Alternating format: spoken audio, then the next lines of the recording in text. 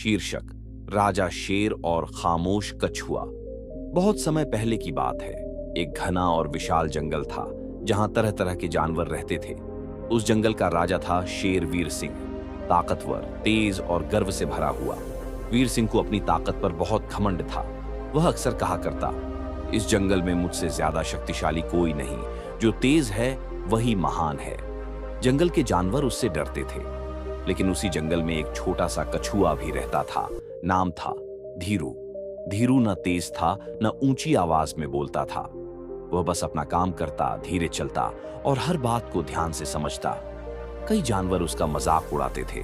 खरगोश हंसता, इतना धीरे चलता है पूरी जिंदगी रास्ते में ही निकल जाएगी।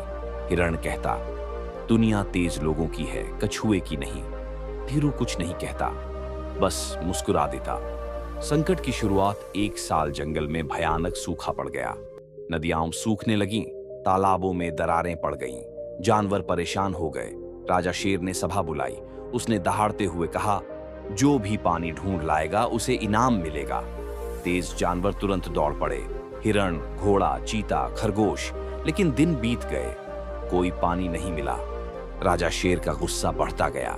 उसने कहा, कमजोर और धीमे जानवर बेकार होते हैं। धीरू ये सब चुपचाप सुन रहा था। धीरू का निर्णय रात को जब सब थक कर बैठ गए, धीरू अपने खोल से बाहर आया। उसने सोचा, पानी दूर नहीं, बस धैर्य और समझ चाहिए। धीरू को जंगल का एक पुराना रास्ता याद था, एक सूखी पहाड़ी के पीछे जहां कभी एक गुप्त झरना बहता था। वह रास्ता कठिन था, तेज नहीं बल्कि सावधानी मांगता था। धीरू ने अकेले ही चलना शुरू किया, धीरे धीरे, कांटों से बचते हुए, पत्थरों पर संभल कर कदम रखते हुए। रास्ते में कई बार लगा अब नहीं हो पाएगा। एक जगह पहाड़ी से फिसलते फिसलते बचा, दूसरी जगह जंगली कांटों से खोल छिल गया। लेकिन धीरू रुका नहीं। उसके मन में एक ही बात थी, अगर मैं रुक गया तो जंगल हार जाएगा। आखिरकार 3 दिन बाद वो उस जगह पहुंचा और वहां सच में एक छोटा सा झरना बह रहा था। धीरू की आंखों में आंसू आ गए। जीत की वापसी। धीरू वापस लौटा। उसके कदम थके थे लेकिन मन मजबूत था। उसने राजा शेर को रास्ता दिखाया। सब जानवर उसके पीछे चले। जब पानी देखा तो जंगल में खुशी की लहर दौड़ गई। राजा शेर चुप था।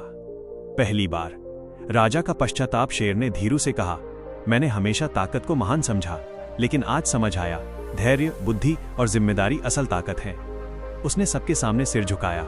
जंगल बदल गया। उस दिन के बाद जंगल बदल गया।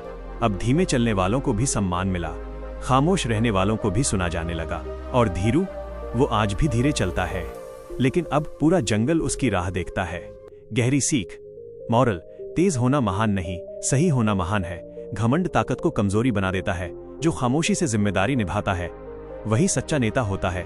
हर किसी की गति अलग होती है, लेकिन मंजिल सबकी हो सकती है। जो रुकता नहीं वही जीतता है, चाहे वो कितना ही धीमा क्यों न हो।